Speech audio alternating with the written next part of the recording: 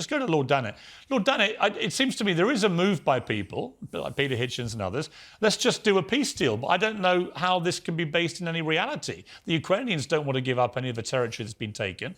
Putin clearly isn't going to give it up. I think it's for the birds, this idea they're all going to sit around a table and just write, OK, this is peace. What does peace look like in this scenario? Well, Piers, conventional wisdom would say that conflicts like this do end around a negotiation table and trying to come to some form of agreement. But where we are at the present moment is that Zelensky's opening position and Putin's opening position are completely irreconcilable.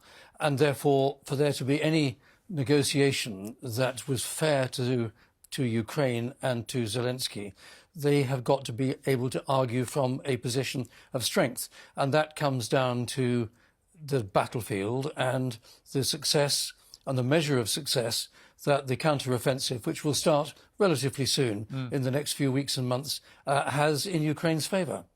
Yeah, and it just seems to me that Ukraine believe that they can repel the Russian forces, that they can take back, if they have enough hardware from us and from other European powers and from America, if we give them the tools, I think they really believe that they can launch a counteroffensive which will actually drive Russia out, potentially.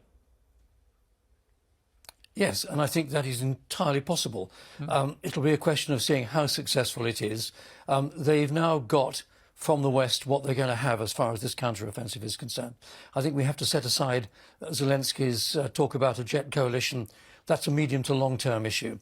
But in terms of the equipment that the West has given to Ukraine, the advice we've given them, the training we've given them, they are now in a good position in the short-term time frame to launch this counteroffensive.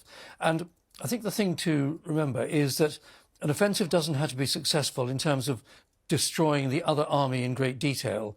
But after a miserable winter, poorly led Russian soldiers, poorly equipped, trained and all the rest of it, there is quite a chance that decisive blows by the Ukrainians might break the morale of the average Russian soldier and break the back of the Russian army, such that the Ukrainians could have some quite significant success, as they did around Kharkiv in September last year. Yeah. Now, I don't know what's going to happen, but some of the early reports around Bakhmut have indicated that the Russian morale and the Russian soldier is at a pretty low ebb. Strike him hard and he might break. And that will then change the situation for future negotiations. It might even mean that the Russians decide to throw in the towel. It might even mean that Putin gets thrown out of power in the Kremlin. I think that's Peter increasingly likely. But actually we can hope for that. Yeah, I think it's increasingly likely that could happen. And Ukraine, they're not asking us all to start joining in the war. They're just asking us to give them the tools they need. And I think that Rishi Sunak is absolutely right to welcome Zelensky here and to say, we'll give you what you need. Well, that's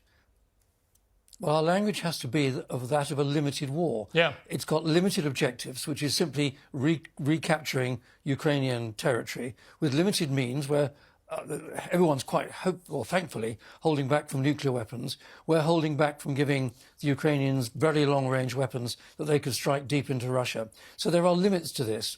And the legitimate objective is to help the Ukrainians regain their sovereign territory. They've got every right to do that, and we have every right to help them. And that's as far as it goes. And we have to keep saying it's a limited war, and we have to keep saying NATO is a defensive alliance, and we have no offensive views or attitudes or ambitions as far as Russia is concerned. I would love nothing more than for Russia to become a part of the integrated family of nations, as back in history it was. Yeah, I completely agree.